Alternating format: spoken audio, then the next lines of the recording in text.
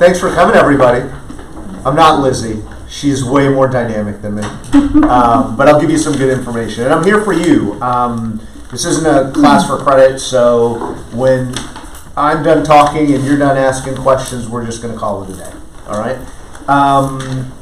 Jay Joseph's been doing this for like 32 years. I'm good at nothing else, so this is just kind of it for me. And somewhere along the way, I realized that there was a spot where I could make a difference in our industry, and that was help bridge the gap between what you guys think you know about appraising and what you actually should know about appraising. And I think ultimately you're going to walk out of this class a little bit better at your job. I really do believe that if you understand a little bit more about what I do, you can prepare to meet appraisers, you can know what we're looking for, and you can be impactful in the appraisal process. And that's really why I'm here. But I had another speaking engagement this morning to a luxury agent group, and so I've got some numbers to talk about overall and also in the luxury sector. I would say the last 6 months has been kind of weird in the sense that I don't see a trend in either direction. We hit a peak in June of 2023, and then I thought we were going to fall off a cliff as interest rates got really high. Transactions are down significantly. Like we were at about 7,500 transactions in June in Arizona Regional MLS, and now the last couple months we've been under 5,000, so that's a big drop. But the average sales price has kind of just gone up and down a little bit. We were at 581,000 in June. We dropped all the way down to 558,000 in July. That's a big drop. Then August 555,000, September 555,000, October 579,000, November 570,000, December 560,000, and so far this month we're at almost 580,000. So while there's signs to me that the market hasn't done so well over the last 6 months, it's not reflected in lower sales prices, which is really interesting to me. Where I'm seeing it again is lower transaction numbers, higher listing inventories, lower under contract percentages. And so to give you an example, as of this morning, we had 15,500 active listings and about 7,200 homes under contract. When things were rolling along really nicely, we had pretty close to the same number of under contract as active listings. And as of now, if you add the actives and the under contracts reflect only 32% of the overall numbers. That's not very good. It's not very good relative to what we got used to seeing when things were humming. Again, like I said, I was speaking to a luxury home group, so I also ran North Scottsdale and Paradise Valley list prices over $1 million. And it's 32% overall, but when you just focus on the luxury home segment, the under contract represent only 23% of the numbers. So it's worse for the luxury segment.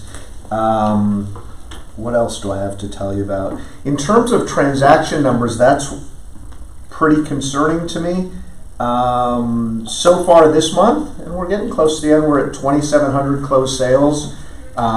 December, which is normally a slower month, we were at 4,900 closed sales. November, we were at 4,600 closed sales. September and October, we were in the 5,000s. When we were rolling along, we were closing 10,000 deals a month. So the numbers are down significantly, which means we're not turning through the inventory as fast. Right now, we have about 3.15 months of inventory. How many? 3.15. In normal times, I would say that number is closer to 2. Again, to show you that the luxury home segment's not doing as well, we have 6.9 months of inventory in the luxury home segment. So there are definitely 6.9. So there are definitely signs of things not doing well. But again, and even in the luxury home segment, we saw the high in June of like 2.63 million average sales price. And then since then, it's been kind of going up and down between 2.2 and 2.4 or 5 million. So I'm not seeing a correlation between the factors that concern me and the average sales prices. So from an appraisal perspective, when I ask the question, how's the market doing? I'm saying it's not doing great, but it's not doing bad enough that I'm calling it a declining market. But the biggest problem for me as an appraiser is when you're getting used to 8, 9, and 10,000 sales a month, and now we're under 5,000 sales a month, those are fewer comps for me. And fewer comps means it's a tougher appraisal. Every appraisal is tougher for me because I have fewer closed sales in which to find comparables. So how it's impacting me is I now have to expand my searches to try and find recent sales, okay? For those of you who haven't worked with me, my average appraisal has 7 or 8 comps, okay? Like if you're looking at a grid, you're gonna see 7 or 8 comps normally gridded up on a report. Sometimes 9, sometimes 6, very rarely would I ever get less than 6. And so my process now has to be, I want to give you at least 3 really recent sales.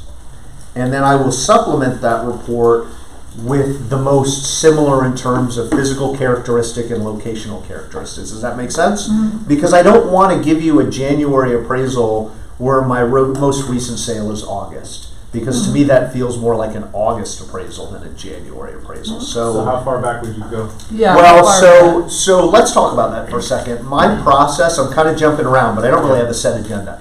I'm going to tell you how I run my comps, and hopefully that'll give you an idea of how I end up picking my comps.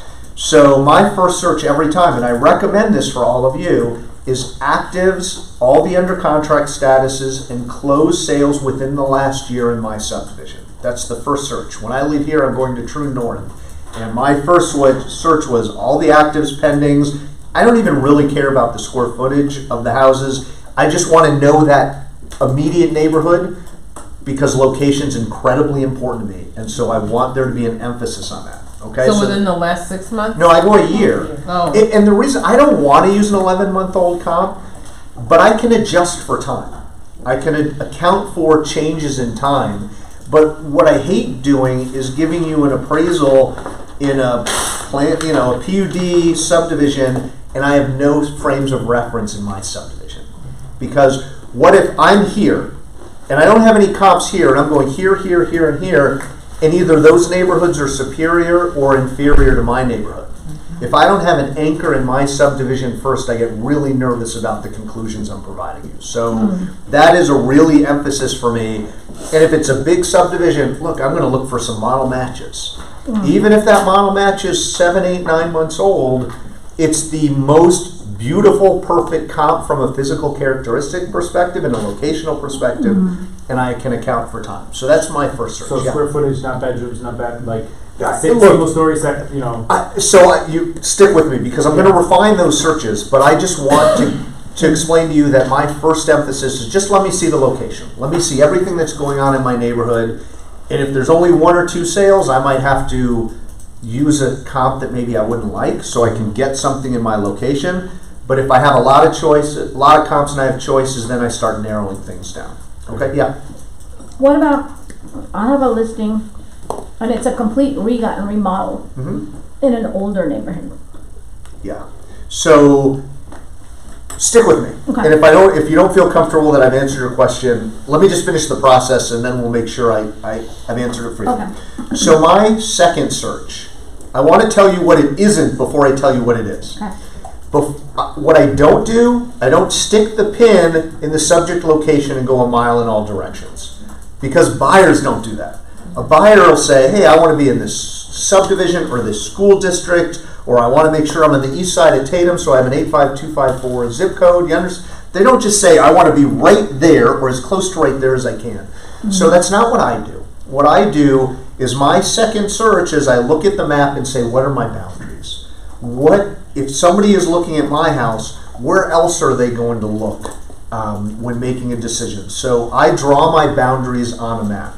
And sometimes it's the 1 square mile, and sometimes it's a lot more than that. Like if I'm in Arcadia, you guys know where Arcadia is? Can you stop calling everything Arcadia, please? But if you're in core Arcadia on Exeter and 50th Street, like when I run my second search after the subdivision, it's 44th Street to Camelback to Goldwater Parkway to the canal north of Indian School Road, because that's my neighborhood. Okay, so my second search is drawing the boundaries of my neighborhood, whatever those are, and then I start putting characteristics in there. I'll put a square footage parameter. Maybe I'll start with plus or minus 15%. And if I'm getting too many, I might go plus or minus 10%. If I'm getting too few, I can go up to 20%. I might put in a lot size parameter. I might put in a year built parameter. So my second search is generally where I'll have the most comps, but that's all right. In my general neighborhood, with some physical and lot size parameters, that's my second search.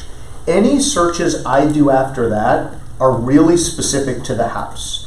What about the house I'm appraising is complex, unique, that I think deserves extra attention? So on your question about the remodeling, if I'm a remodeled home, now I'm going to do a search for remodeled comps. Okay, so I got my best location, I got that kind of hybrid of physical characteristics and general location. Now I want to emphasize just comps that are remodeled, because if I'm appraising a house that's remodeled, I want to make sure I have remodeled comps. Does that make sense? Mm-hmm. Okay. More examples. If I'm a basement home, I don't want to do an appraisal where I have no basement comps, so one of my searches is going to be houses with basements. And what that may mean, because there's not a lot of basement homes in most of the Phoenix area, I might have to expand my locational parameters or my square footage parameters or my lot size parameters, because there's fewer of those, but I know I need to include some with basements. Does that make sense? Where are most of the basement homes? Mesa. Mesa? Yeah. I don't know, they're all over. But Mesa for sure is a place where you see more basement homes. If I'm a guest house, I'm going to look for guest house comps. If I back a golf course, so the one I'm doing today in True North backs a golf course. So I did my subdivision, I did my general location, and then I did a search just for houses on a golf course. Because that's important, right? That's an important characteristic, and it deserves emphasis in my process. So that's kind of how I run my comps. And when I'm done, I look at them and all, and I make sure that I have some January and December and November closings, because finding really recent comps is important in a market that I can't really get a good understanding of what's going on. And then I supplement with the best locations, and I supplement it with the best physical characteristics, and that's kind of how I pick my comps. Those searches, like I said, include actives and pendings. Okay, and that's important for you to know. Pretty much every appraisal you ever see from my office will have at least one pending or active. Pendings are better than actives, right? If they're under contract, that's showing at least there's a buyer out there that's interested. And on the listings, the lower price listings are more important to me. Okay, I can find overpriced listings without your help. They're everywhere. But they're everywhere. But it's the lower price listings that are concerning, because if we're in escrow at $600,000 and the house next door has been on the market for 45 days at $575, that's concerning to me, right? Because in a declining market, you might find listings that are below what you're under contract at. So don't focus on higher price listings. It's the lower price ones that are more impactful to me. All right, so does that make sense? Yeah. So that's kind of my process. For you, when you're putting a package together, you're going to take that process and select the 5, 6, 8, 10 best comps and put them in your package. Okay? I have a question pertaining to her, like remodeled, because I have some clients that like, oh, I remodeled just the bathroom vanity. Like, I remodeled just the flooring, and Yeah. like, I should get $25,000 for that. Like, That's hard. I- That's really hard. So where do you? here's the best way to answer this question, your client. If you want to know it from the How many appraisal years do you perspective. go back for a remodel? No, it's only, in terms of how long, before you can't call it remodel. Exactly. Yeah. So how many years? Because like, I redid it in 2019, ago. but it's 2024. Like, Yeah. I mean, for me, for you, I think whatever the sellers are telling you, make a list of those upgrades when they were done and put it in on a page that you give to the appraiser. For me, you probably won't see on my appraisal an adjustment for a partially remodeled bathroom. What we do is we make an overall rating. Okay? So if you were looking at an appraisal, when we're doing it for Fannie and Freddie and FHA and VA, we're going to call it a C3, a C4, a C5, a C1, or C2. And so there's not really a place to adjust for just a somewhat remodeled bathroom. We're making an overall condition rating. And so if you've got one nice bathroom, but you have to go walk across 20-year carpet to get to it, you're probably not going to get any value for it, really, because at the end of the day, when we walk out of it, what's the net rating of that house? It might be average. And if the overall rating is average, we're really not giving you any value for one remodeled bathroom. So I'm sure everyone sees like the backdrops and the different offset walls or different, putting pieces of wood on it.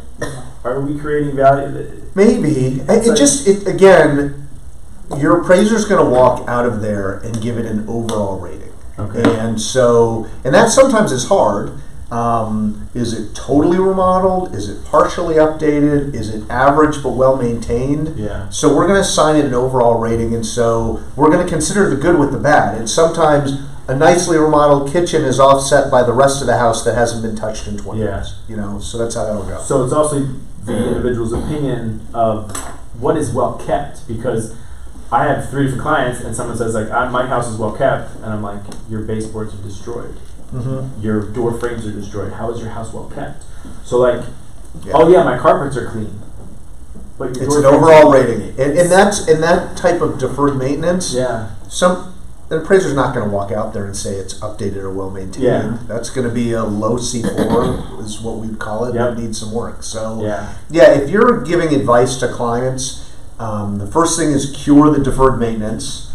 And if you can't afford to do everything, then be really careful about doing anything. Yeah. Because if you just do one thing, it might not end up leading. If it doesn't change the appraiser's overall perception of the condition of the overall home, then you're probably bound to not get much of any return for that. Gotcha. Yeah. How much do you give for gorgeous views of Camelback Mountain? A lot. So and amazing sunsets, and you get to see the fireworks on July 4th. Well, on the first one's a big deal. Yeah. I'm a huge Camelback Mountain guy, and that's one of those.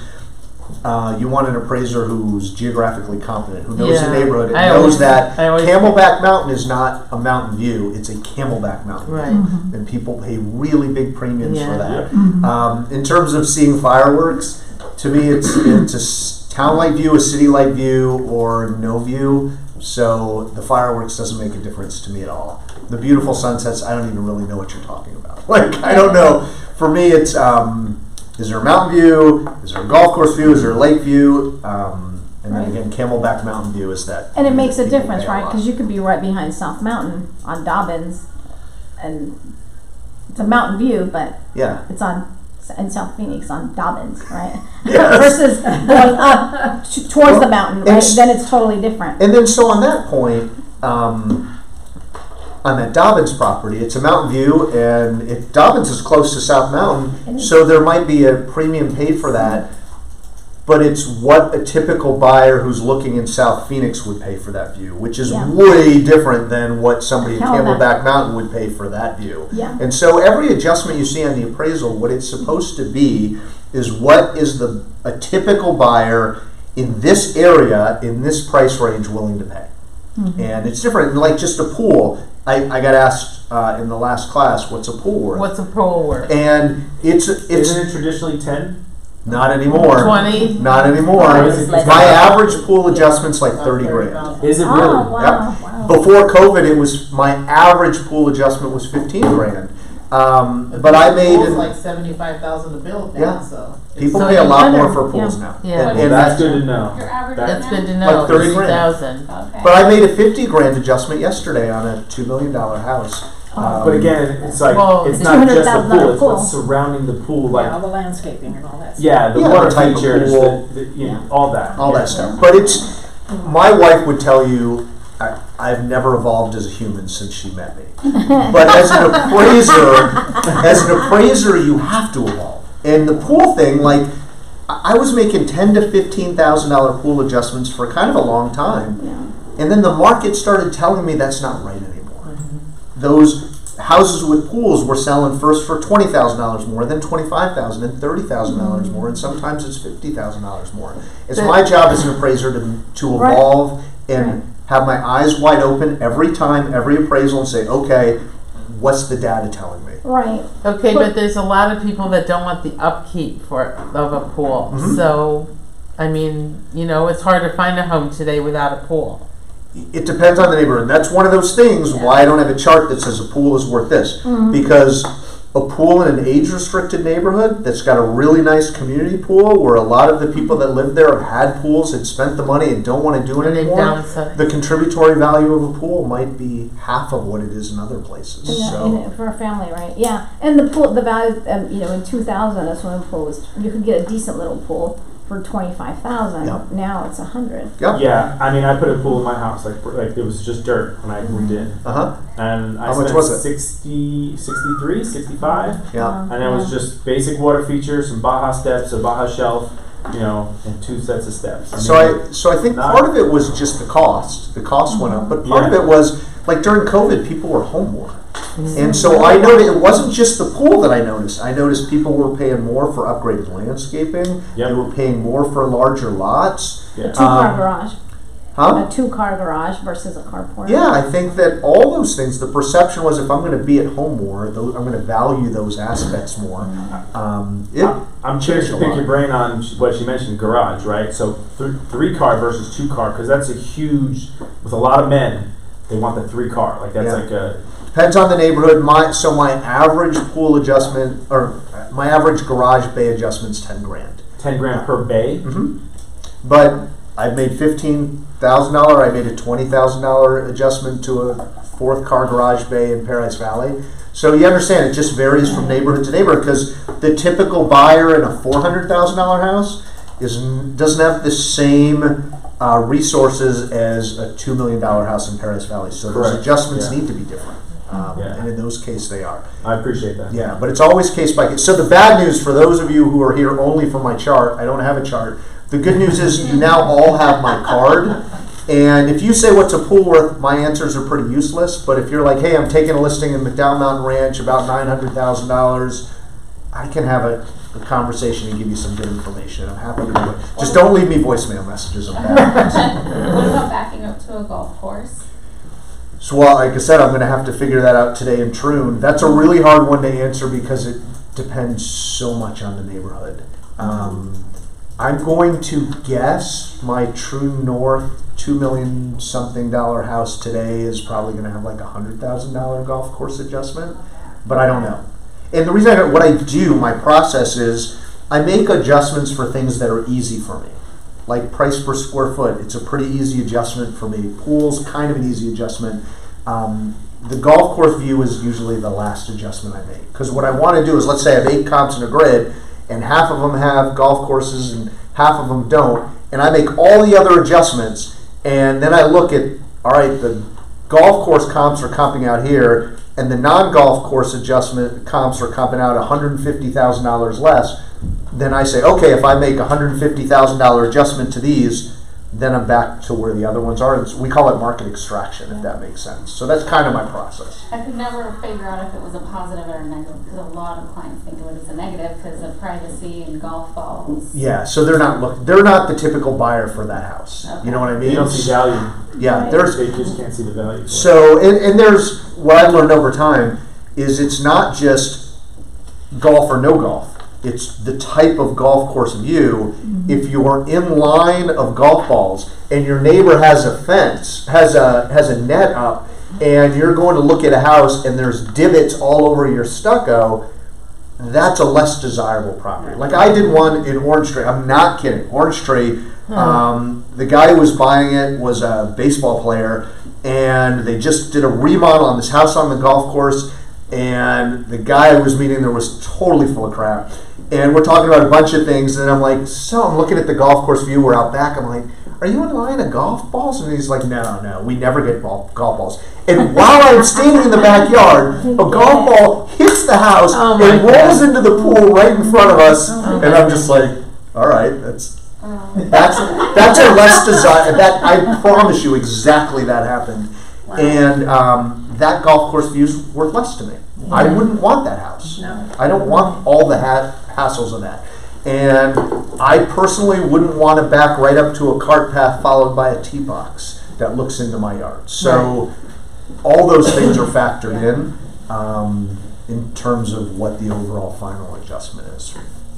So what else do I got? You guys are asking great questions. Sorry to take you off track. I don't mind at all. I have no set agenda here. Let's talk about that appraisal package that I kind of alluded to. I am a really big believer that if you want to do the best job for your client, you need to meet the appraiser. Yeah. You really do. It is your one chance to be impactful. It's the one chance where you have uninterrupted time with the appraiser and it's a captive audience for you. If you're that realtor that says, hey, it's vacant on lockbox, if it comes in low, I'll appeal or I'll call and yell at you. I've probably met you before. That's bad for you. Yeah, and one of the reasons it's bad for you, I'll give you two reasons. One, there might come a day fairly soon where you don't have the ability to appeal appraisals anymore.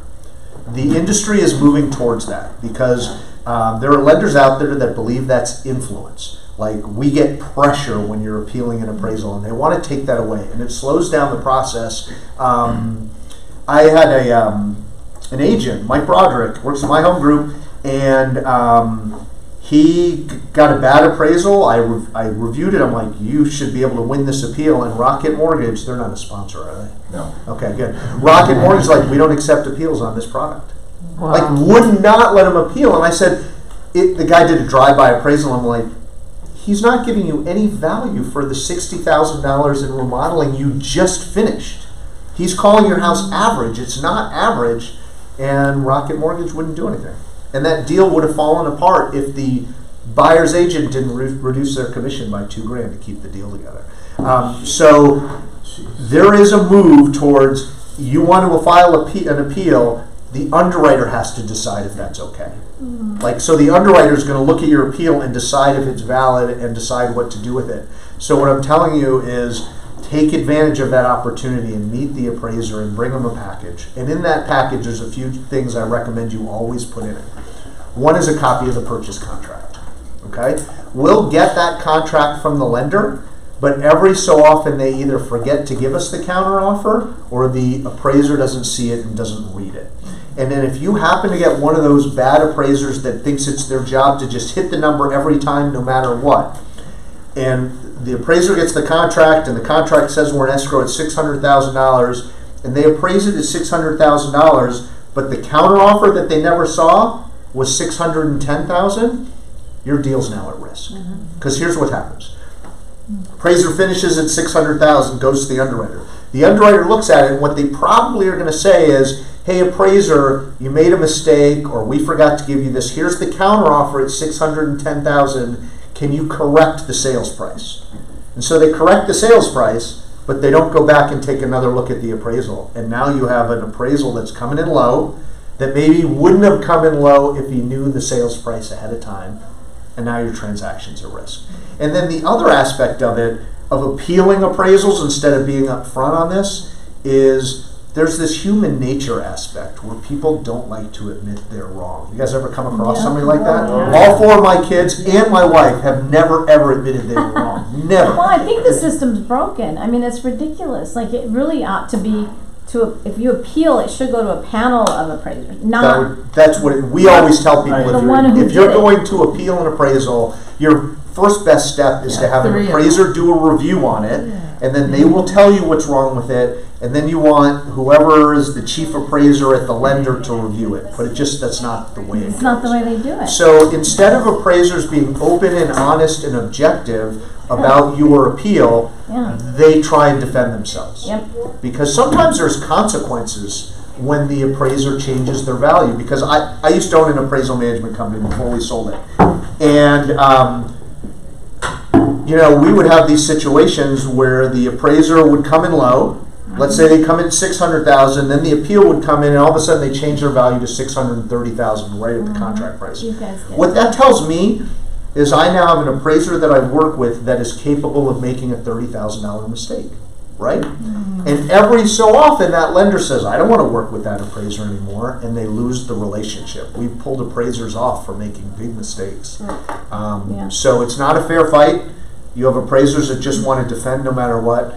And so really I want you to be upfront on this stuff. So copy of the contract, staple the final counteroffer on top, highlight the sales price so you never run into that situation. I would hate for you to lose a deal. I've seen them happen before. Are there any other documents you want in that package? Yeah. Well, so related to the contract, no. I don't need a signature about the market trends. Yeah. I don't need those 8 But I'm saying, pages. like, do you want us to pull comps, actives? Yeah. And provide what we see. Yep, part of the package. So the second thing I would like you guys to put together is a features list. Okay? You're going to see more appraisals now where the appraiser's not even coming inside the house. And in those cases, you want to talk to the lender and say, who's the appraiser so I can get them this list of upgrades. Because if they're not coming in the house, they might not know about those upgrades, and I don't want that to happen to you. So you want to put a list of upgrades. If you have no upgrades, you can skip this step. And the next document, if you want to combine these two, that's fine, is a chronological list of improvements that have been made along with the cost. Okay, so what I would like to see, and this goes to how well maintained a house is, in 2022 they added a new roof, $18,000. In 2021 they replaced 2 air conditioning units, $13,000. In 2019 they remodeled their kitchen for $46,000. How many years can we go back? I don't care. As far as you want to go, if you put 12-year-old carpet, it might end up working out to be a negative for you. I leave it up to you. Because I'll typically take those 2 documents, and again, if you want to combine them, that's fine, and put them in my appraisal, because you're kind of helping me tell the story. Yeah. Carpet. What are you getting for carpet? Not much. No. Nothing. I'll say probably It's nothing. like they're any value Yeah, for rewiring and replumbing. Probably. Well, that's only if it's part of like a big thing. Well, like this to me, one, this particular one, complete remodel. Yeah, that's important because there's the cosmetic remodels or the putting lipstick on a pig remodels versus the real remodels where they're going down to the plumbing and the electrical. Yeah. You want to make sure that's, because I won't know that. I won't know that if you don't tell me. So yeah, I want those type of details. Do you need receipts or do you just need? I don't want receipts, but I like if you have numbers, I'd like them. Okay. If you don't have exact numbers, give me rounded numbers. And if they're wrong, I'm going to blame you because I got them from you. I have an upcoming listing actually in my neighborhood. I don't know if you know Portales and Goodyear, Comp Valley Phase 8. Yeah. So my client has done a decent amount of stuff, and he's like worried that he's going to lose out. Like, even though his house, he's making like another $300,000 on top. But he's like still worried. So they always come back. You know. Yeah, so I don't know. It kind of depends on the upgrades in the neighborhood, and can we find another house that's sold with similar upgrades? Yeah. Really, that just kind of goes to the value of the buyer, really, not the value of the price of the it's property, right? Like, well, if your carpet's shitty, because he's got it's brand going new to cost you $3,000 to replace it. Your buyer's going to Yeah, I mean, he's got brand new carpeting. He put like those custom lights on the outside, the holiday lights that are, you can use all year round, and so he's done like things, but those things don't move the needle. You know, there's not really. I know, so I'm like Christmas lights don't move the deal. Especially a He's Jewish done some appraiser work. like me. I don't care at all. The decking around his pool, he redid it. All new decking around the pool. You want to make sure the appraiser knows all that stuff, but I'm not convinced that any of those things will lead to more value. Okay. Right? Is that because all they're doing is just bringing it up to standard? Those sound more maintenance or That's things what that I think, don't think. but the seller never thinks that. No. Yeah. So, what I would suggest to you is just take whatever information the seller gives you and just pass it along to the appraiser. And air conditioning unit, brand new air conditioning unit, isn't that value? That's big. Because it's a good question. Yeah, that should give them. So generally speaking, they're expensive. Yeah, they're really expensive now. You're right. Generally speaking, appraisers view those as maintenance items. I know, that's what I think. But you might want to, in your list of things that have been done, what's the SEER rating? Is it high efficiency? Yeah. And again, if there's a pattern of, being on top of the maintenance and upgrading things, maybe you'll convince an appraiser to make an adjustment for it. For sure, you want to try. Do you accept bribes? Huh? No, I don't. But I did have an agent recently send me a a dollar denomination, but I'm like, I don't want it, I don't need it, you don't have to do that. Okay. So last thing in the package are comps. I would never, ever, ever provide one comp. I see it all the time. I know what it means. It means you can't find any other comps that support your contract price. We're probably in trouble. I see you sweating. I know we're in trouble. You'll never see an appraisal with less than 3 comps, so make that your bare minimum no matter what. On the high side, I probably would never give more than 10 comps. The format that I prefer is give me the one-page listing on each of them. And if you have any specific insight, like on the top right corner, give me your notes. If you were in that house and you know why yours is better, like put notes on that. Or it was a divorce situation, it sold in one day, or a green carpet, or the kitchen smelled like tuna, or whatever. It doesn't matter. But anything that helps me with gathering more insight on it, I really appreciate it. On pendings, if you can find out the contract price, that's great. Yeah. Sometimes they'll tell you, sometimes they won't, or sometimes they'll give you hints. That's great. You got no loss. I always call too. Yeah. I always get it. Got nothing to lose. Yeah, and if you can say it's under contract at this, it's closing at this time, there's no contingencies, that makes that comp a little bit more relevant to me. The other thing I'll say on pending sales, be strategic. Like if you were big on knowing your area, knowing what's going on around your house, and let's say you're an escrow at $600,000 and the closed sales aren't so great for you, but you have 2 pendings that you've called and they're both in escrow over $600,000 and they're closing within the next week.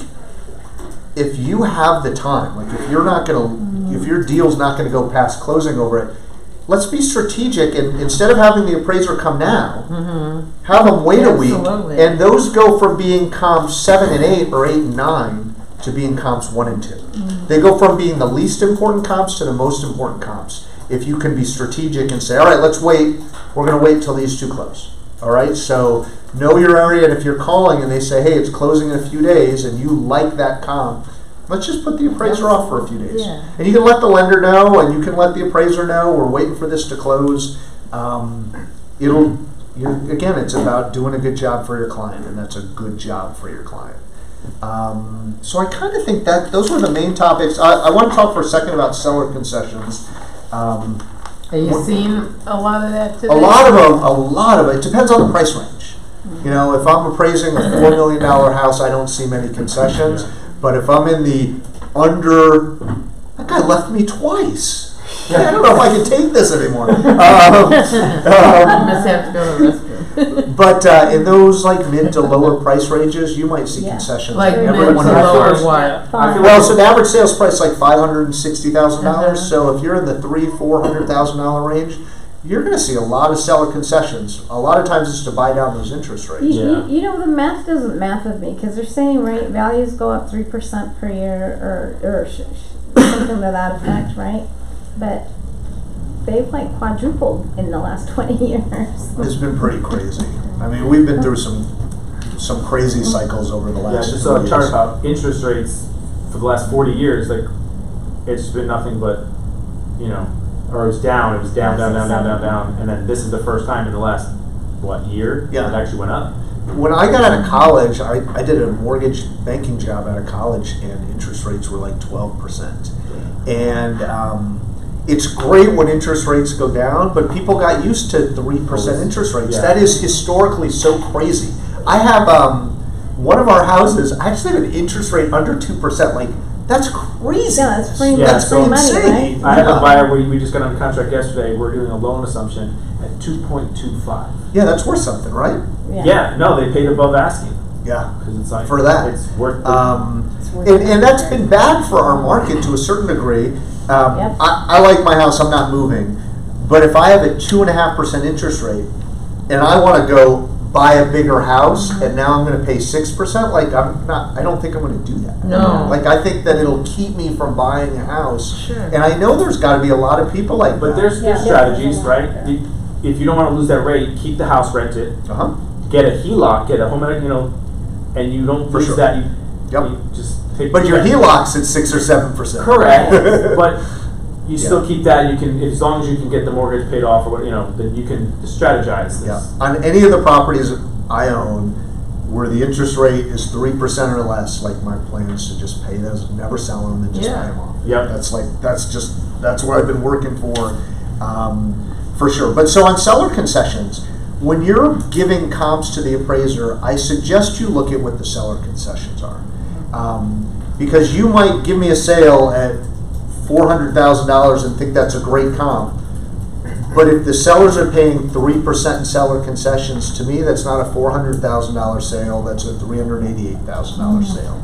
Okay, and so I would say it this way. The first job I ever had as an appraiser was a guy named Ken Boswell. And we're doing our first appraisal in McCormick Ranch, and one of the comps had seller concessions. I'm like, well, what do we do with those? And he said, as long as it's less than 3% of the purchase price, you don't need to adjust.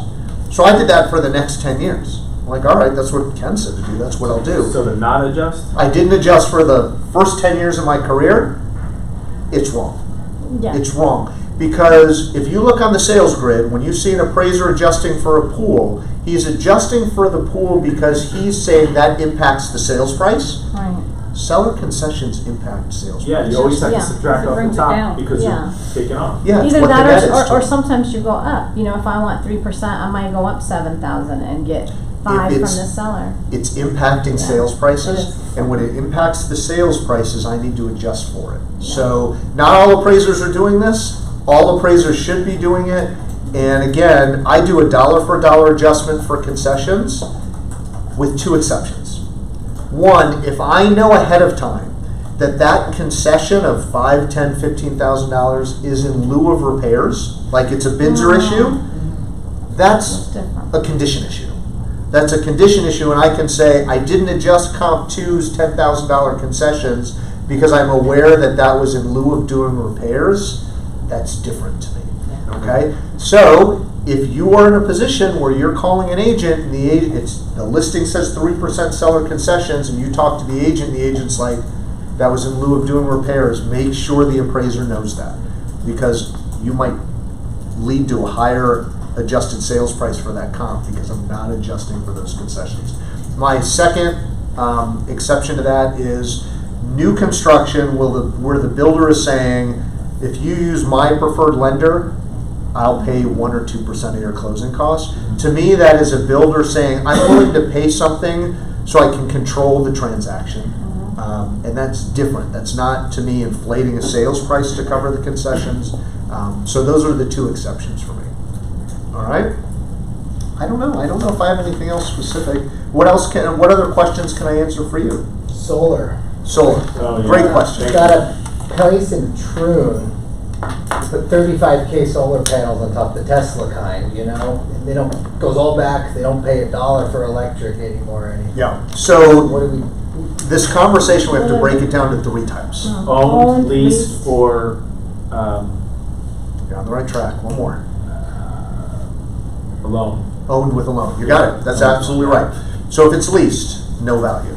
And that is Fannie and Freddie Mae telling Is it owned, no appraisers. value? It adds no value if it's leased. Oh, And I generally agree with that. Because it's rented, they don't own it. Yeah. Yeah. I generally I had a agree. listing with the lease. It's like the worst. Yep. And agents say the same thing. Where I disagree, but Fannie and Freddie make the rules on this, is prepaid leases. Like where it's some builders used to say, hey, we'll include solar, and it wasn't owned solar, it was a prepaid lease. And the good thing about prepaid lease is it includes the maintenance of the panels, and the owner gets all the benefits of the panels with no cost. Yeah. But Fannie says because it's leased, it doesn't count. Okay. So in those cases, there might be a very cheap or $1 buyout where you can buy the panels and convert it from a lease to ownership. I would do it from a value perspective, but now you lose the free maintenance, so you have to decide. So that's the first thing, no value for leased. Now there's owned, where the panels are a collateral on a loan, no value. So Okay. Own with a outright. loan, no. No, they Own own with it, a but there is a no value. loan. They're buying it. There's a Okay. solar In the process loan, okay. of buying it. and the Yeah. panels are the collateral. Right. Okay. Um, So own with a loan, no value? No value. but And that's knowing not that fair right is- because the new buyer has to have to assume assume that. Yeah. Yeah. But if it's owned free and clear, and I'm not saying the house has to be owned free and Right. clear, but the Just solar solar, panels, there's no Yeah. solar loan, it has value. In terms of what the value is, Yeah, it that's depends. 5 Um, to 10. 5 to 10 grand probably is the number. But it depends on how old the solar system is, how many kilowatts it is, what the neighborhood it's in, all matters. I have never seen a solar adjustment above $15,000. I think you're more likely in the 5 to 10 range. And even electric bills, 0, things like that. it's Yeah, there's still- different things, like there's those battery backups, those Tesla Right. battery That's backups. what it does. I just doubt you'd see more than 15,000 max. It kind of depends. So I had one today. The first appraisal I finished today was a VA, and part of I came in low, and it should have come in low. It was. I can't believe somebody was paying this much for it. But part of the transaction is they're paying off the solar panels as part of the proceeds of close of escrow. And so I did the appraisal subject to those panels being paid off, which meant I could give them value on the appraisal. So I have to see if the lender's going to be okay with that. We called the lender twice and they never got back to us. But what I said is I don't need to do a reappraisal on it, just the underwriter or the title company can just sign off that the loan's been paid. Now they're owned free and clear, and they have value. So Okay, that's the why I only did way. that. Yeah. So for you guys, if that's the scenario where they're being paid off at closing, let the appraiser know. And some appraisers might work to give it value. I don't know. Again, we went through the VA system twice, saying, "Hey, the appraiser would like to give value to these solar panels subject to the loan being paid off," and they never got back to us, so we did it anyway. And we need to see if it's okay with them. But so that's solar, if that answers your questions. Thank What you. else? Yeah, no problem. That's a good one. Thanks for bringing it Yeah. up. Any other questions for me? That's been fun to be around today. All right. I think that. Yeah. No, affidavit of value. Do you do those? So, I prefer to do a listing that way, especially with the fluctuating market. What do you mean? Just do I've ordered just an affidavit of value, or it's not a full appraiser. Oh, okay. Okay. For So pre-listing. Pre-listing, Yeah, okay. I'm not listing. So different. He We're all gives over the discounts place. on yeah. those. Like So we do a ton to of bring the seller back to reality. Yeah. We do a ton of. In fact, Yeah, that's what this the is paid. majority of our business is non-bank business. We do tons of realtor work. He's good. And I think that if you have a seller who doesn't care, like I want to list it at this, and I don't care what your opinion is. I wouldn't care what an appraiser's wouldn't work opinion for is. him. Then I wouldn't order an appraisal. Right. But if you have a seller who's being unrealistic, sometimes what happens is he wants $800,000, and you get an Exactly what appraisal, and happened. we come in at $725. Yep. He might still say, "I want to come in at $800. I want the list price," but when it doesn't sell, we've helped soften the expectations Right. for you, and they get realistic a little quicker. One of my really strong recommendations is consider having your listings measured. Because about 80% of the time, when we measure a house, we come in larger than what the county says. Happens all the time. There's no guarantees, but like 80% of the time, my measurements are larger than what the county says. And let's just say it's a 2,000 square foot home, and we charge somewhere around $200 for that, and we come in 20 square feet larger than what the county says. What a great investment that was. Yeah. For $200, you got 20 more square feet. But At what's $100 the a value in foot, might be 20 $100. Depends on the neighborhood, but $100 a foot could be Okay. $150 a foot. Yeah, or So more. those kind of things I think are really good investments. And the other thing I'll say is, if you have an owner, you're taking a listing, and the owner's like, "Here's the square footage. Trust me on this." And now that puts you in a position where you have to list the owner as the source. No. Those homes sell for less. Yeah, no way. Because nobody should trust the owner. No.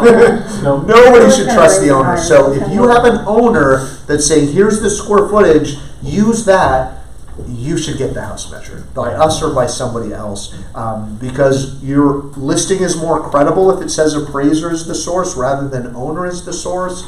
And there might be some liability somewhere down the road. We had one where this very famous professional baseball player, bought a $5 million house by the Phoenician, and it was marketed as 5,600 square feet, listing the owner as the source. He paid cash, closed, and then refinanced right away, and it was like 4,800 square feet.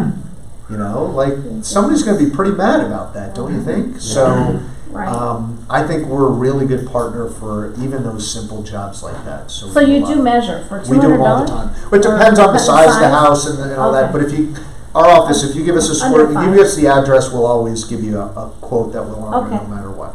My personal house was wrong. Was it really too big or too small?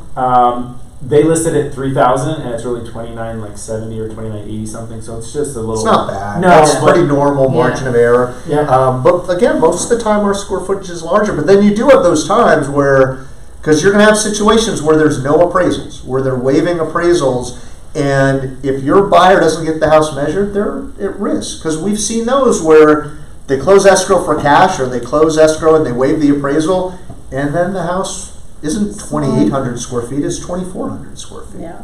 So. What about I'm sure you may not have had one yet, but the city of Phoenix is now allowing the casitas to be made with no permit. How's that? Well, so, okay, I bet you're wrong on the no permit, but zoning is, even if the zoning doesn't allow for it as it stands, they can still do it, but I would assume you still need to get a building permit. That's what I'm reading. So what I think's happening is the city of Phoenix is saying, hey, we don't care if the zoning is R110 and it's restricting that you can't have a guest house. We're going to allow you to build a guest house. But I would assume they still will require permits because that's how they make their money. Right, no, but I thought that they passed a law sometime this year. The last thing I read, it was great questions. Yeah, we got to get the we're getting the casita built, and we still had to have Still a to building get permit. You still, so you still, good. Yeah. What is your opinion about those? Like, I mean, we bought a house in a family unit zone, anyways. Yeah. But how many units did it have before you added the casita? Did it just two. have? It was just a duplex. Oh, okay. It was and a now you're duplex, adding the and third then one? there was a garage, and so we're converting. Typically, just converted the garage to a third.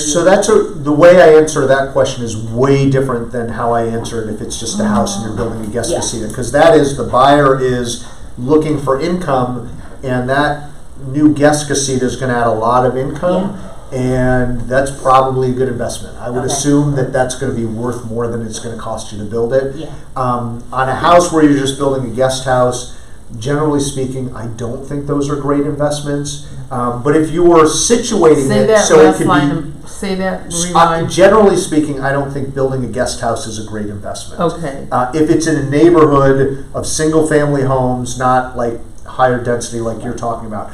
But if you're going to build a guest house and you want to get the best return possible, if you can build that guest house so it really can be used as a standalone rental property, meaning it's got access to the street, you don't have to walk through somebody's backyard to get to it, I think a buyer potentially could look at that more as an income stream rather than just an amenity to be used by them. Does that make sense? Oh, yeah. That's hard to do because you might not have, if the lot's this big and the house is this big, in order to build that guest house, it might have to be in your backyard. I would be less likely to buy a house with a guest house in the back and use it as a rental property if it's in my backyard. But we live on a corner lot, and there was talk about my wife's father moving in, and we would put a guest house. And in that case, I would consider doing it because I could put a driveway on that separate street so that I don't have to hang out with him. Like he can just, that's a big deal to me. I don't want to hang out with him. So if he can have his own little entrance and exit, and he doesn't have to walk through my gate, I more likely would, be up for doing it. Yeah. What about like a tent tailgating off the same thing? Like Arizona rooms, those funky, sometimes they'll throw like an AC unit on them. Are they adding anything? Well, I know they're putting on the square footage. Like in Sun City. Sun City, I see them all the time. Yeah. If you're going to do it right. Like I would get permits, because if it doesn't have permits, there's a good chance the appraiser won't give you value for it. Right. It's up to the appraiser, but a lot of appraisers, if it doesn't have permits, I'm not giving it value. Okay. So I would try and make it as seamless from the rest of the house as possible. And so what I mean is, If you could not require a step down, it's more likely to be included in the square footage. Make it so you don't have to walk through an Arcadia door. Make it so the floor isn't outdoor, green-looking, turf. They'll throw like the AC unit on the wall, like Those split units? Yeah, like split units are okay with me. Okay. Window ACs are not okay with me because No. those are personal property, and wall units don't really count as central air either. But those split units, that's what I would do. And so like wall unit, is that kind of a gray area? If it's not permitted and it had a wall unit, I positively would not include it in my square What footage. about permitted with the wall? So, Maybe. The permit's the most important thing Yeah, to me. right. Because if it's permitted, I can put in my addendum, I'm including this because it's permitted, but I'm assigning some functional obsolescence because it's got a wall AC or it requires a step down. But if it otherwise meets the criteria for finished area, if it's permitted, I'm more likely to give it more value. Right, So that's the big thing. that's what you used to, or that's what they used to say, right? If it was an add-on or something of that nature, and as long as it was done where it didn't trigger an appraiser to say, hey, was this permitted? There would be value there, or is that not a thing anymore? No, I think that for me, if it's not on the county sketch, So you guys always pull county sketches? I do. Okay. I have my office pull them every time. Is there a way for us, like as realtors, Yeah. to see if there's a permit? Well, so yeah, you can look through. So the first thing I have my office do is pull the Maricopa County Assessor floor plans. Most of the houses have okay. those. The tricky thing about those floor plans is they might reflect an addition, but it actually might not be permitted. Because what the county started doing to make more money, they would look at aerial photos and they'd be like, hey, that house in Maryvale has an area, a new area to it. Even if it's not permitted, they wanted the money for the increased value. So it's harder to tell now if it's actually permitted, but if it's on the county sketch, I assume it's permitted. Yeah, Okay. right now got it's it. gated. yeah, that, and I So, mean, I yeah. always gated too. Your typical bathroom renos and your kitchen remodels, everything like that, have they been adjusted for inflation? Or are they pretty much standard, same We price? have a contractor. I don't understand the question. Are you asking what's the contributory value? of those Contributory things? value, like They're worth a lot more now than they were. Well, they are. Yeah, as somebody who is now broke from an 18-month remodel, that's twice what I thought it was going to cost. Cost and value aren't the same thing, but costs do drive values. Like somebody, again, letting the market tell me what's happening.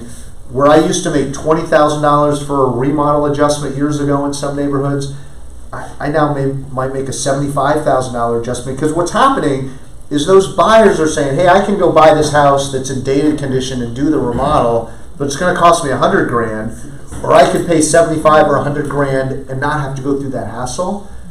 They're paying it. Mm-hmm. And so the market now has a way more positive reaction to that type of remodeling. So that's one of those things where the costs increase, like the pools, the costs increase, and that has led buyers to pay a lot more money for a remodel, for sure. Yeah. So last summer, during the heat of the summer in Arizona, I almost bought a house in Wisconsin, but because I'm so detailed, I called the tax assessor, and the tax assessor, because I wanted to know, because it hadn't changed hands in 20 years. So I wanted to know what my taxes were going to be.